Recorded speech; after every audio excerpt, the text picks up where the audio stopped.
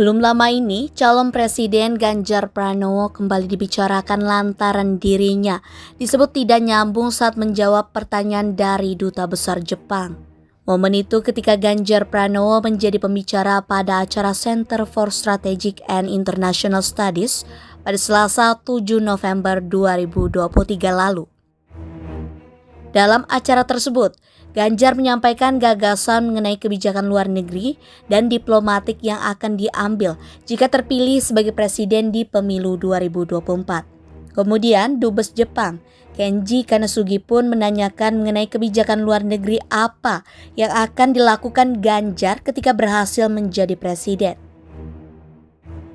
Ganjar Pranowo justru menjawab dengan bercerita ketika ia menyambut Kaisar Naruhito, namun dilarang untuk bersalaman karena protokol. Namun pembicaraan ini justru menjadi sorotan oleh warganet di media sosial X. Potongan video saat capres dari PDIP tersebut menjawab pertanyaan Dubes Jepang, Kenji Kanasugi, tersebar di media sosial X dan mengundang banyak komentar warganet. Warganet menilai Ganjar Pranowo belum menguasai materi yang ditanyakan. Sebagian lagi malah menyoroti kemampuan berbahasa Inggrisnya karena menjawab pertanyaan menggunakan bahasa Indonesia. Mendengar informasi tersebut, pengamat politik Rocky Gerung memberikan komentarnya. Awalnya, Rocky Gerung menceritakan saat bertemu dengan seorang mahasiswi dari Fakultas Keguruan dan Ilmu Pendidikan. Yang membuat Rocky kagum dari mahasiswi tersebut, justru ia memahami mengenai politik luar negeri dan menurutnya pengetahuan mahasiswi itu melebihi Ganjar Pranowo. Hal ini membuat Rocky menyindir capres PDIP ini yang tidak mengerti poin dari pernyataan yang ditanyakan dalam forum tersebut. Ini bayangkan, ini anak mahasiswi yang otaknya lebih bagus dari saudara Ganjar, kan memalukan betul kan? Ganjar menjawab sesuatu yang apa poinnya di situ kan? Jadi dia nggak bisa terangkan atau dia nggak bisa mengerti yang ditanyakan apa. Rocky menganggap hal ini memalukan apabila Ganjar menjadi presiden namun tidak paham mengenai global politics di hadapan dunia internasional. Ia juga menyatakan bahwa seharusnya kader PDIP sangat paham di bidang politik luar negeri. Sebab Bung Karno dikenal sebagai tokoh politik luar negeri di kancah internasional. Bukan hanya Ganjar Pranowo, Prabowo Subianto juga pernah menjadi sorotan ketika berbicara di forum internasional. Kala itu, Prabowo Subianto mengusulkan rencana perdamaian antara Rusia dengan Ukraina. Dalam sesi tanya jawab acara International Institute for Strategic Studies Shangri-La Dialogue 20 Asia Security Summit di Singapura pada Sabtu 3 Juni 2023 lalu, Prabowo menjelaskan bahwa resolusi konflik yang ia lontarkan bertujuan untuk menyelesaikan perang. Prabowo menyebut resolusi konflik yang ia lontarkan tak bicara tentang mana yang salah dan mana yang benar. Dalam kesempatan itu, Prabowo juga menyebut negara-negara di Asia memiliki lebih banyak pengalaman dalam konflik peperangan, bahkan mungkin lebih parah dan lebih ngeri dari apa yang dialami oleh Ukraina. Please, do not think in terms of 5 or 10 years. Think in terms of 50 years. We in Asia, we have our share of conflict, of war. Maybe more disastrous, more bloody than what's being experienced in Ukraine. Ask our Vietnamese friends, our Vietnamese brothers, ask our Cambodian brothers. Ask them how many times they have been invaded. Ask our Vietnamese friends how many times we have been invaded.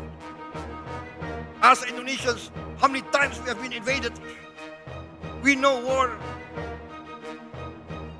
We want to resolve. We want to help. But again, it's up to the two parties. Dalam acara yang sama, Prabowo sebelumnya mengenalkan 5 solusi perdamaian perang Rusia dan Ukraina. Salah satu yang menjadi perhatian adalah soal referendum. Ia mengusulkan PBB mengorganisir dan melaksanakan referendum di wilayah sengketa kedua negara untuk memastikan secara objektif keinginan mayoritas penduduk dari berbagai wilayah sengketa. Pertama, Prabowo mengusulkan gencatan senjata.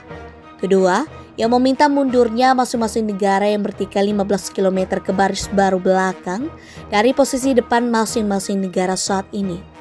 Ketiga, ia pun meminta keterlibatan pasukan pemantau dan PBB di sepanjang zona demilitarisasi baru kedua negara. Keempat, ia juga mengusulkan pasukan pemantau dan PBB itu terdiri dari kontingen negara-negara yang disepakati.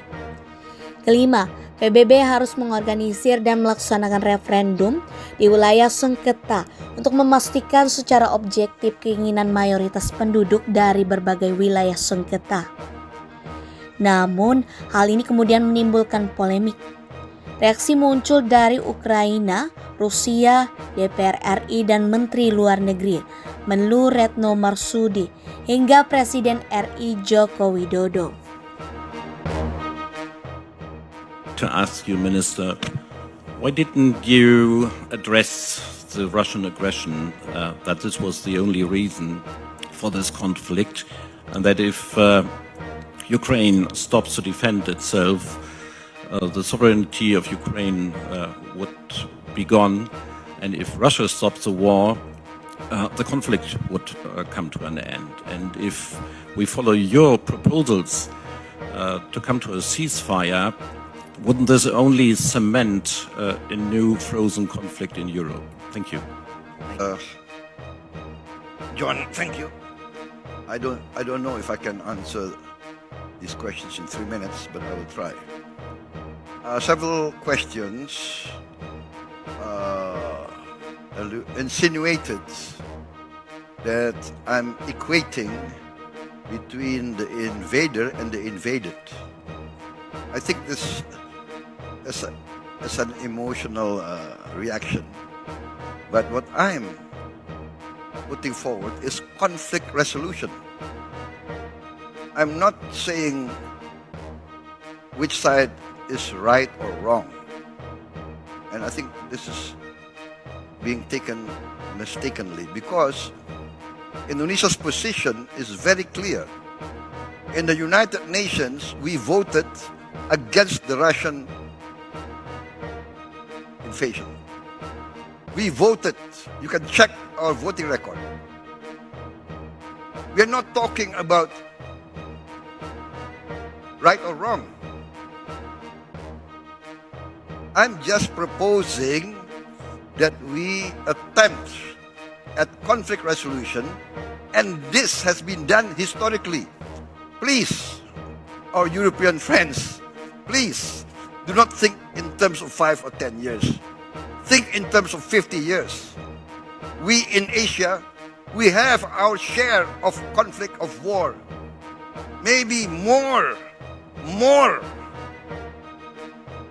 disastrous, more bloody than what's being experienced in Ukraine. Ask our Vietnamese friends, our Vietnamese brothers, ask our Cambodian brothers. Ask them how many times they've been invaded. Ask our Vietnamese friends how many times we have been invaded. Ask Indonesians how many times we have been invaded. We know war. We want to resolve. We want to help. But again, it's up to the two parties. What is the United Nations for? If not for conflict resolution? Why is a proposal for a demilitarized zone so taken as if it's not rational? We have a demilitarized zone in Korea. We had a demilitarized zone between North and South Vietnam. We had a demilitarized zone in the Sinai. We have now United States monitoring force in many countries. There are conflicts not only in Europe. There are violations of sovereignty not only in Europe. Ask our brothers in the Middle East. Ask the Africans. Ask the people of the Democratic Republic of Congo. How many countries invaded them? There are United Nations forces in the Congo. So what I'm proposing is how we try to resolve this conflict by respecting the United Nations. That's all. I'm not equating aggression with the aggressors. Please understand, we in this part of the world, we have been victims of aggression many times. I think that's my answer. And Ganjar Pranowo itu nggak ngerti persoalan, lalu berusaha menjawab dan nggak ada pun satu poin yang substansial yang dia jawab. Udah pakai bahasa Indonesia pun masih nggak bisa menjawab, kan gila kan? Oh iya. Mereka, iya itu dibicarakan malam-malam tuh. Mereka bertanya ke saya tuh. Ya itu memang rame banget. Coba kita tonton sebentar ya. Memang itu viral banget. Tapi ini saya tahu ini forumnya itu di CSIS kan memang yang undang 3 calon presiden itu ya, Anies, Ganjar. Kalau saya nggak tahu Pak Prabowo katanya belum tampil ya. Dan memang itu diundang para duta besar dari beberapa negara sahabat gitu. Dan saya kira memang di sini justru forum semacam ini kita akan membuktikan seperti apa sih kualitas dari para calon presiden ini. Kita tonton sebentar ya, Bung Rocky yang And before putting a question, allow me to express my sincere appreciation for your receiving our emperor when His Majesty visited the Borobudur Temple. Your gesture was very much appreciated. My question is rather abstract, but what kind of changes you're going to bring about your foreign policy compared with the existing foreign policy under President Joko Widodo? Of course, within the framework of free and active foreign policy, a lot of things will continue. But what kind of changes are you going to bring about under your presidency? Thank you very much. Terima kasih Pak Dubes.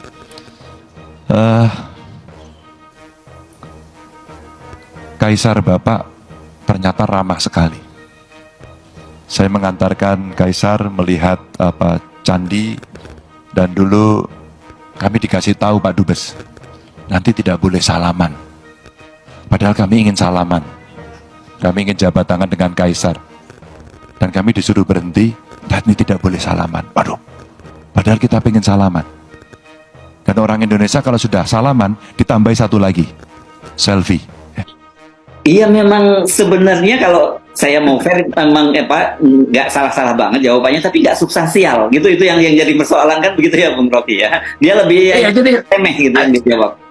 Bayangkan ini anak mahasiswi yang otaknya lebih bagus dari saudara Ganjar, kan memalukan betul kan. Ganjar menjawab sesuatu yang apa poinnya di situ kan. Jadi dia nggak bisa terangkan atau dia nggak bisa mengerti yang ditanyakan apa.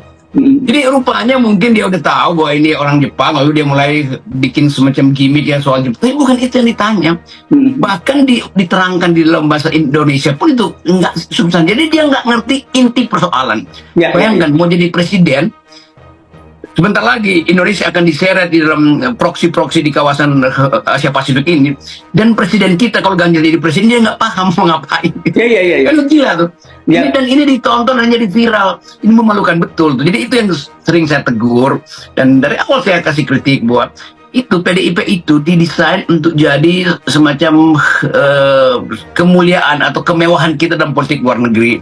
Karena Bung Karno itu tokoh politik luar negeri loh. Dia dikenal dulu di internasional sebetulnya lebih dari sekedar ide Soekarnoisme. Nah ini kader PDIP buta huruf tentang global politics, itu gila, itu benar-benar itu kalau gimana itu dikarikaturkan. Jadi udahlah kita anggap aja bahwa ini ada yang memang nggak pas pada Ganjar kira-kira. Iya. Jadi persoalan bukan persoalan bahasa, karena kalau kita perhatikan tadi kan dia pakai earphone ya, berarti kan ada penerjemah. Ada penerjemah. Ya. Yes. Dan sebagai presiden nanti kalau dalam forum internasional dia memang juga harus pakai bahasa Indonesia gitu. Tapi dia harus paham. Bagus itu. Ya. Bagus. Dia harus paham tentang konteksnya gitu ya persoalannya ya. Itu bahayanya kalau orang itu terlalu picik gitu, terlalu merdeka NKRI harga mati. Iya harga mati itu kalau diledek di luar negeri mati beneran kita kan. Jadi konyol. Tapi udahlah itu pelajaran buat Pak Ganjar supaya belajar lebih banyak, kira-kira begitu. Ya. Dan hal yang sama saya kira akan terjadi juga pada Gibran, dan menurut saya ini ironisnya ya.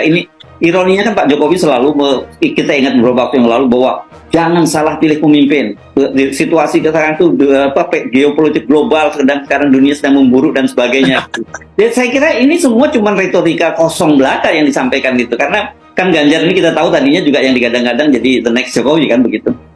Iya, ini bagi the next Jokowi yang justru lebih buruk dari Pak Jokowi sebetulnya kan. Pak Jokowi bagaimanapun ya masih dia kasih sinyal walaupun nyontek di laptop. Ini bahaya betul nih Ganjar ini, dan akan diperlihatkan pada dunia internasional. Majalah Times sedang mengintai Indonesia, majalah-majalah Eropa juga sedang mengintai. Ini ada kasus baru begini bahwa Indonesia buta huruf terhadap global politics. Bukan sekedar buta huruf, tidak paham pertanyaan inti yang disampaikan oleh wartawan asing gitu kan. Itu dasarnya tuh. Jadi berbahaya betul bagi kita bangsa besar ini, tetapi pengetahuannya sangat kerdil dari pemimpin ini. Ya oke. Nah tapi sebenarnya kalau kita tadi Anda menyinggung anak semester 3 pun ini kan bagaimanapun juga namanya Jember ini kan di ujung timur lah, termasuk dari Jawa Timur begitu ya, di ujung timur Pulau Jawa pun sebenarnya dalam geopolitik global gitu dengan borderless karena adanya internet dan sebagainya, sebenarnya semua mereka aware gitu ya. Jadi sebenarnya apa yang mereka kerjakan selama ini para pemimpin itu gitu, mereka nggak belajar dan nggak mengerjakan pekerjaan rumah mereka gitu. Jadi mungkin mereka bertanya, kalau Ganjar jadi presiden, apa nasib Indonesia dalam pergaulan internasional? Ini anak semester 3, bukan jurusan HI atau politik atau hukum, jurusan fakultas keguruan dan ilmu pendidikan, kebagian. Jadi coba bayangkan, itu mempersoalkan pengetahuan calon pemimpin negara kita kan. Itu betul-betul merendahkan martabat kita sebagai bangsa. Tapi sekali lagi itu pentingnya pemimpin itu jangan sekedar senyum-senyum di baliho lalu joget-joget di TikTok. Ini dunia menuntut satu konsep dasar yang memungkinkan orang percaya bahwa dia bisa memimpin ide-ide besar dunia tuh, environmental ethics, global security itu, financial economics tuh. Kan ini hal-hal yang semua ada di koran setiap hari itu dibahas. Kok bisa hal yang sepele itu, yang se-elementer itu nggak bisa diterangkan oleh saudara Ganjar? Itu kita mesti tegur dengan keras, karena jangan sampai misalnya, oke, dia terpilih misalnya, tapi kita tahu loh kok ini nggak ada kapasitas ya. Sama seperti Gibran itu, Gibran nggak ada kapasitas karena melalui diselundupkan melalui Mahkamah Konstitusi. Kalau Ganjar langsung kelihatan bahwa memang nggak ada kapasitas. Tapi kalau ini kita bukan soal nasional. Indonesia ini akan masuk dalam persaingan global. Perebutan energi itu, perang energi itu akan terjadi 2 semester ke depan. Indonesia akan jadi tempat untuk diuji siapa yang lebih dahulu jadikan Indonesia sebagai pangkalan militer dari persaingan Cina dan Amerika. Kan banyak betul konsep itu tuh. Jadi terlihat betul bahwa ya memang susah itu. Mau diapain memang ya dangkal sekali. Dan ini kan kemudian mengkonfirmasi apa yang selama ini Anda selalu ingatkan gitu, bahwa milih seorang calon presiden itu tidak cukup modalnya hanya elektabilitas, dan kita tahu elektabilitas itu bisa dibangun oleh lembaga survei. Itu kan benar-benar bertumpuk konyolnya ini sekarang. Ya itu baru dibuktikan kan. Jadi dia elektabilitas tinggi tapi intelektualitas rendah sekali. Bagaimana nggak ketawa dunia gitu kan. Jadi orang berpikir Indonesia kebiasaan itu menyebar amplop dulu baru disurvei, kira-kira begitu kan. Jadi terlihat juga bagaimana lemahnya kalangan surveyor ini yang nggak mau survei elektabilitas seseorang berbasis pada intelektualitasnya tuh. Nggak ada metodologinya bagi mereka. Padahal ini penting banget kan. Walaupun kita tahu bahwa ya nanti akan ada kabinet, ada menteri luar negeri, iya, tapi menteri luar negeri itu diangkat setelah kabinet dibentuk. Sekarang ini calon presiden yang kita bayangkan kan, itu intinya tuh.